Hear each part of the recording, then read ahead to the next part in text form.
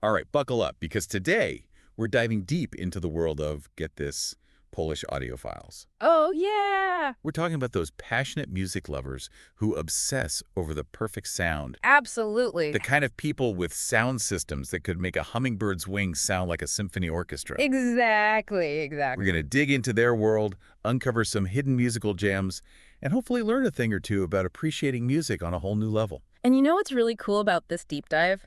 Our source is this Polish online conference called AudioVideoSummit #18. Ooh, sounds exclusive. It is. It's like this treasure trove of insider knowledge, all about high-end audio gear and obscure tracks you've probably never even heard of. I'm intrigued.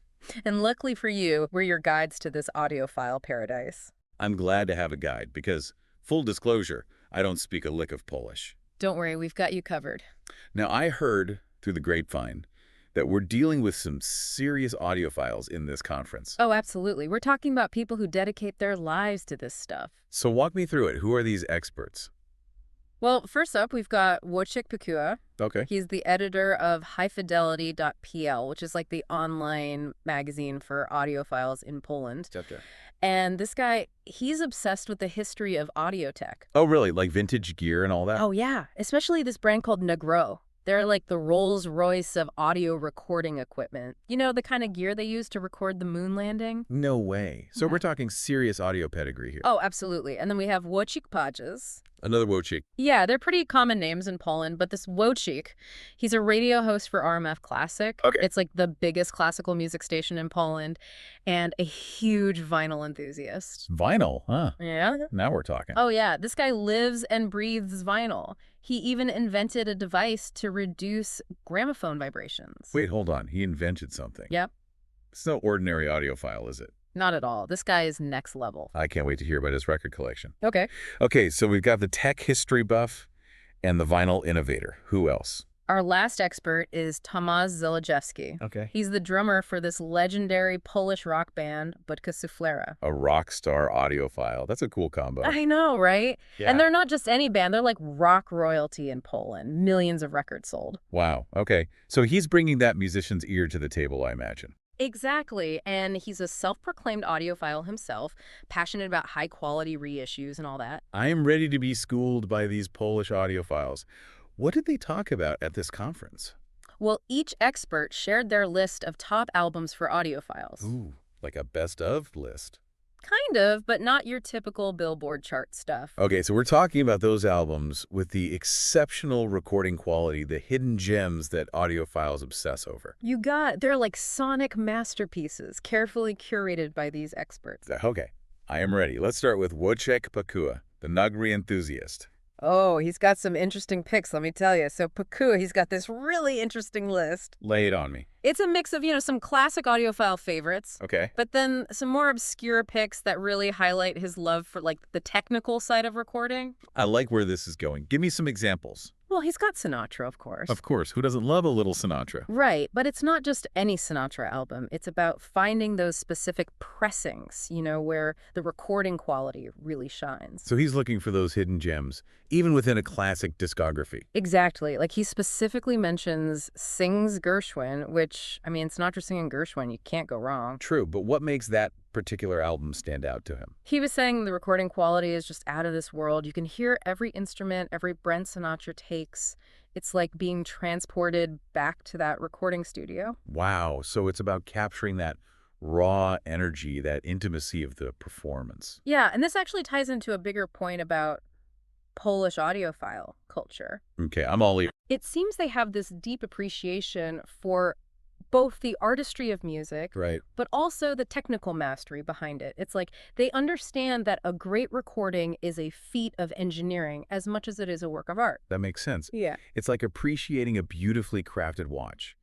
You admire the artistry, but you also appreciate the precision engineering that went into making it. Exactly. And we see that same appreciation in Pucker's other picks. Like, he's got this jazz fusion group. Oh, yeah? Most people probably haven't even heard of them. Steve Marcus J. Inagaki. Okay, I'll admit, that one's new to me. Right. But he chose their album Soul Media specifically for its exceptional sound quality. He was calling it a sonic adventure. It's like he's giving us a peek into this secret society of audiophiles with their own language and inside jokes. Totally. And he doesn't stop there. He's also got albums from Johnny Cash. A man of good taste. Dire Straits, Patricia Barber, all known for their amazing recordings. So it's safe to say that for Pacułą, it's not just about the music itself, it's about the whole sonic experience. Oh, for sure. He even includes some classical music like Vladimir Horowitz performing at the Met, and he's raving about how the recording captures the energy of that live performance. It's like you're right there in the audience feeling the music vibrate through you. Exactly. Okay, are you ready for Wojciech Padjas' list? The Vinyl King. Hit me. Get ready to be amazed, because this list is massive. How massive are we talking? 21 albums. Wow, 21 albums. This guy doesn't mess around. Not at all. And, with Padjas, it's clear that vinyl is more than just a format for him. Oh, yeah. For a lot of these audiophiles, it's a way of life.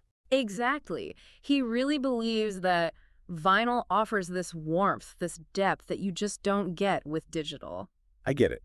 There's a certain magic to dropping the needle on a record and hearing that crackle before the music starts. Right, like you're experiencing the music as it was meant to be heard. So what kind of vinyl treasures did he unearth? Well, he highlights this 1926 RCA vintage jazz recording. 1926, we're going way back. I know. And he's not just choosing it for the music, but for its historical significance. Like, this recording offers a glimpse into the early days of audio technology. That's so cool. It's like holding a piece of history in your hands. Right. And this fascination with audio history, it comes up again when he talks about early stereo recordings.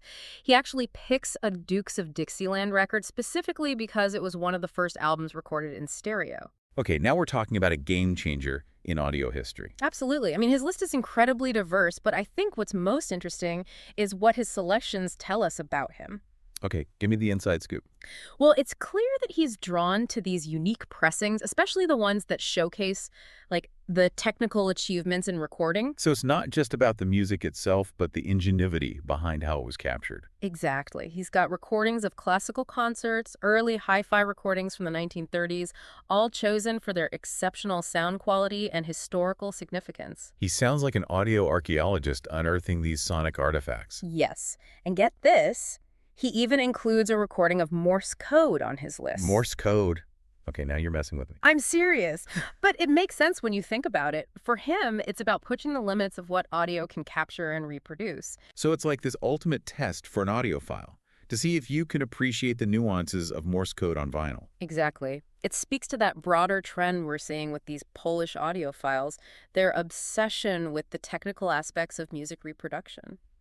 So we've got Pacułą, who's all about those recordings that transport you back in time, and Padjas, who's wowed by the technical wizardry of it all. Right. Where does Tomasz Zalewski, our rock star audiophile, fit into all of this? We didn't get his list like we did the other experts. That in itself is actually quite interesting. Yeah, it's kind of like he marches to the beat of his own drum, Ah, I see what you did there. Okay. But seriously, it is interesting that he didn't give a list. Makes you wonder if he even agrees with this whole audiophile albums thing. Well, from what we've gathered from past interviews and stuff, it seems like he's more into albums that have personal meaning for him, especially if they've been remastered. Okay, yeah, I get that. Like when you hear a remastered version of an album you loved when you were growing up. Exactly. It's like rediscovering those memories, but with this whole new sonic depth. And I think for Zalewski, as both a musician and an audiophile, that connection between music and memory is especially strong. Makes sense. It's like he understands the power of a great recording to take you back to a specific time and place. Totally. Speaking of which, we didn't really get into Pacułą's whole Negre obsession. What exactly is so special about this brand? Well, for starters, it's crazy expensive. I'll bet. But it's not just about the price tag. Negre, they've got this long history of making these super high-end recording devices known for their incredible precision and durability. So we're talking top of the line, the best of the best. Absolutely.